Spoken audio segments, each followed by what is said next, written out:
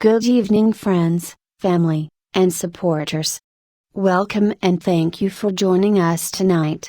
Those of you who have attended our event in the past know it has become tradition for me to make a speech. However, after a few in a row, I was having a difficult time thinking of what I should share that I haven't already said in years past.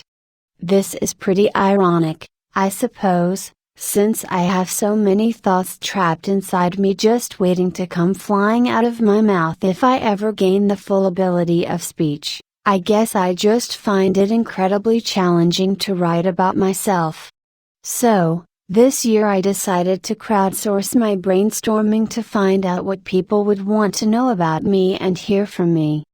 I hope through my answers, I can share with you all a little more about what life is like, living with Rett syndrome. My cousin gave me a great starting point when she asked what has changed for me in the last year and what challenges I have faced. I would have to say that this has been quite a transitional year as I have tried to find the right path for myself. It has always been a shot in the dark to find an academic program that is a good fit for me, and overcoming discouragement and worry that I would never find the right place was my biggest challenge this year. Building the confidence to try a new school was an internal battle, but since I have begun community college online, I have remembered how important it is to me to keep learning. Engaging my intellect has been the most important and beneficial decision all throughout my life. I was asked by another relative whether the idea of being a role model worries me and if I would ever consider more public speaking to share my story. In all honesty, this is something I struggle with. Because of the anxiety I experience anytime I feel there is attention on me, not to mention the anxiety of meeting the expectations I set for myself, sharing my story publicly is so daunting. I do, however, feel I have a responsibility to explain what Rett is like, on behalf of the other girls who are not as lucky as I am, having the ability to type. Though the pressure of being a role model can be overwhelming, I am still coming to accept this as my position, for now, in the Rett community.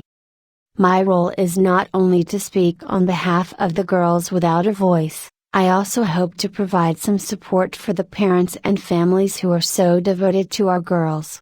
I have gotten so many questions from parents seeking to better understand their daughters. While each one of us is different, I hope my sharing of my own experiences will do something to help.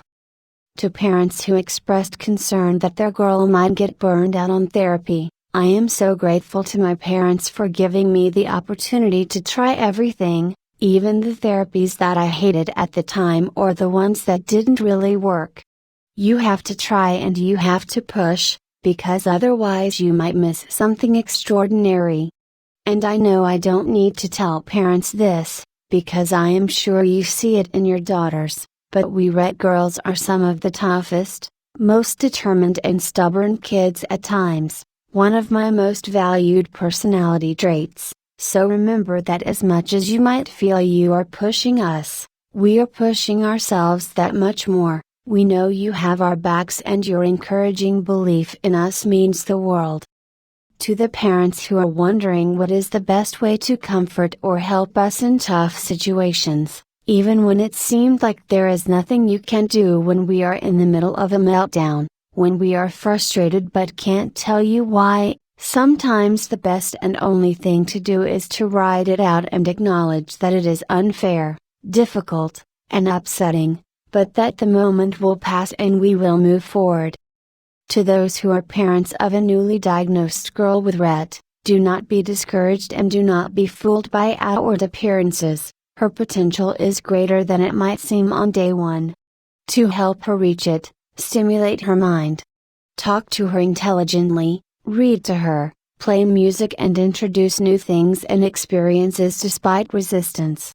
These things are so important because, as you will hear tonight, there are such exciting developments coming out of the scientific research community, and we girls should be informed, poised and ready to take on more active living the second we are able to.